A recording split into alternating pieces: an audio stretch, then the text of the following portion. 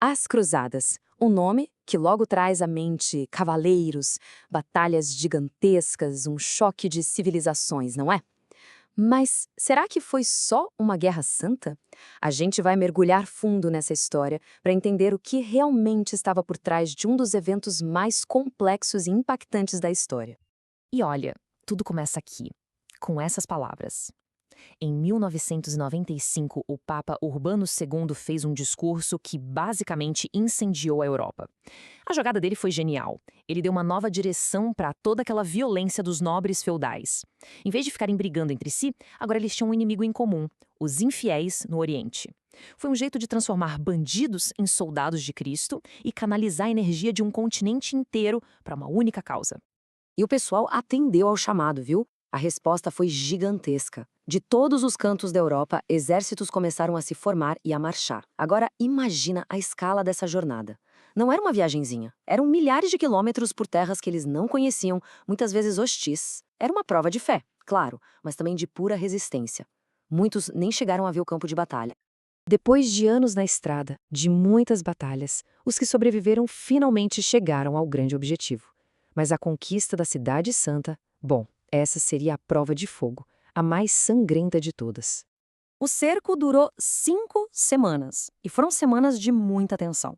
O primeiro grande ataque deu errado, e o moral da tropa, foi lá para baixo. Num ato que misturava desespero e fé, os cruzados jejuaram e deram uma volta na cidade, descalços. Era uma demonstração de humildade antes do ataque final. E aí, no dia 15 de julho, as muralhas finalmente caíram. Agora, uma coisa que a gente precisa entender é que os cruzados estavam no limite, à beira do colapso. Faltava comida, faltava água, faltava equipamento para um cerco longo. E para piorar, chegou a notícia de que um exército egípcio estava a caminho para ajudar a cidade. Ou seja, virou uma corrida contra o tempo. Era vencer ou morrer de fome e sede ali mesmo, nos portões de Jerusalém. O que veio depois da vitória foi um massacre. E não sou eu que estou dizendo, são as crônicas da época, escritas pelos próprios cruzados. Eles não escondem o horror. Muçulmanos, judeus, até cristãos que viviam na cidade foram mortos sem distinção. É aí que a gente vê a contradição brutal. Uma missão que se dizia divina, mas que terminou num banho de sangue que chocou até quem venceu. Essa brutalidade toda faz a gente parar e pensar, né? O que motivou milhares de pessoas a marchar, sofrer e matar em nome de Deus? Era só fé mesmo? A resposta, como quase sempre na história, é bem mais complicada. A religião foi sem dúvida um motor poderosíssimo, mas estava longe, bem longe de ser o único. Para a gente entender a mentalidade da época, é preciso sacar uma virada de chave no pensamento. O conceito de guerra justa já existia há séculos, mas a igreja pegou isso e transformou em guerra santa. De repente, a violência não era mais só algo justificável em certas situações, ela se tornou um ato de piedade. Lutar e matar em nome de Deus virou um jeito de conseguir a salvação, uma penitência. E aqui está o pulo do gato. Não existia uma motivação única, eram várias, acontecendo ao mesmo tempo. Para o papado, era uma chance de mostrar poder. Para os nobres, era uma mistura de fé, claro, mas também a chance de conseguir terras e grana.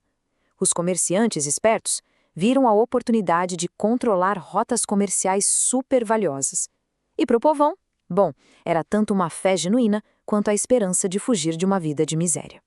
Ok, a conquista aconteceu. Os cruzados criaram reinos por lá.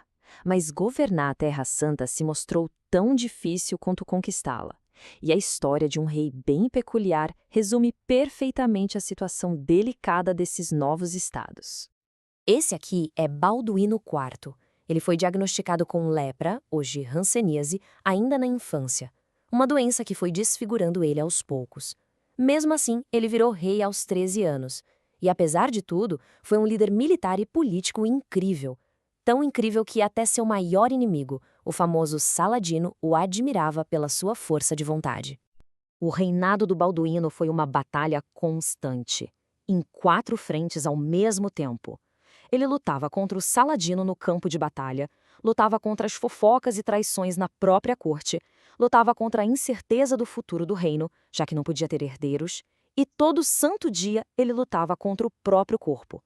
A vida dele é o retrato da luta desesperada e da fragilidade do reino de Jerusalém. Então tá, depois de ver tudo isso, Como é que a história hoje em dia enxerga esse fenômeno tão cheio de contradições? Vamos amarrar as pontas? Esse quadro aqui resume tudo perfeitamente. De um lado você tem o ideal, a propaganda, o guerreiro piedoso numa missão divina. Do outro, a realidade nua e crua. Conquista de terras, ambição política, a defesa da fé era desculpa para massacres. A tal Frente Cristã Unida vivia em pé de guerra internamente. E o glorioso reino de Deus na terra era, na verdade, um projeto frágil lutando desesperadamente para não desmoronar. Hoje, a visão dos historiadores é clara. Explicar as cruzadas só pela religião é uma visão incompleta, para não dizer ingênua. As cruzadas foram, em grande parte, uma válvula de escape. A Europa daquela época estava fervendo. Muita gente, nobres sem terras, violência por todo lado, ambições comerciais. A religião foi o que uniu tudo isso, foi o catalisador, a grande justificativa, mas não foi a única causa. Então, qual é a resposta? Missão sagrada ou ambição terrena? Talvez a pergunta em si já esteja errada. Não foi ou uma coisa ou outra. As cruzadas foram justamente a fusão brutal e complicada das duas coisas. A prova de como a fé mais profunda pode andar de mãos dadas com a ambição mais mundana, e como o idealismo pode servir de combustível para a brutalidade. É isso que faz desse um dos capítulos mais fascinantes, e também mais perturbadores, da nossa história.